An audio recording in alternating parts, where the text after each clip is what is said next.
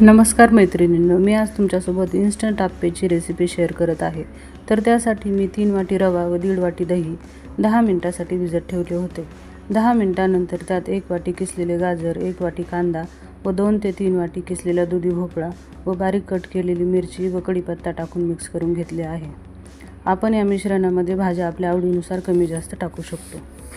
मुले दुधी भोपळ्याची भाजी खायचा कंटाळा करतात, म्हणून मग मी असे भोपळा टाकून आप्पे बनवते.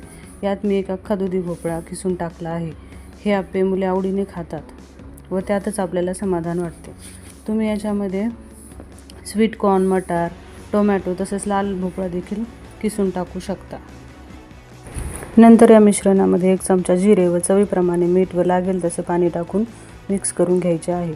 हे पीठ जास्त घट्टही नाही ठेवायचे व जास्त पातळ पण नाही करायचे.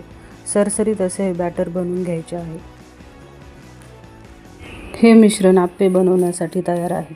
हे बॅटर बनवत असतानाच मी गॅसवर आप्पे पात्र गरम करायला ठेवले होते. मी हे आप्पे कास्ट आयरनच्या पात्रात बनवणार आहे. आप्पे पात्र गरम झाल्यानंतर त्याला तेलाने ग्रीस करून घ्यायचे व तेलामध्ये थोडी थोडी मोहरी टाकायची. अशी तेलात मोहरी टाकल्यामुळे आप्पे दिसायलाही छान दिसतात व टेस्टही छान लागते.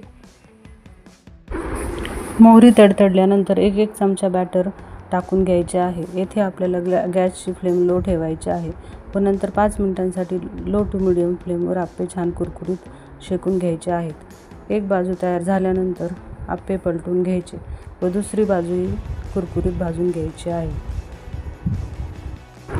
इथे माझी आप्प्यांची पहिली बॅच तयार झाली आहे.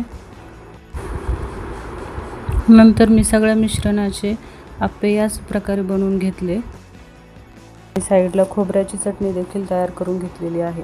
असे आपले वरून कुरकुरीत व आतून मऊ असे झटपट तयार होणारे रवा व भाज्यांचे आप्पे तयार आहेत. एकदा नक्की ट्राय करा. रेसिपी आवडली असेल तर लाईक, शेअर व सबस्क्राईब करायला विसरू नका. भेटूयात नवीन व्हिडिओमध्ये. तोपर्यंत टेक केअर. Bye bye.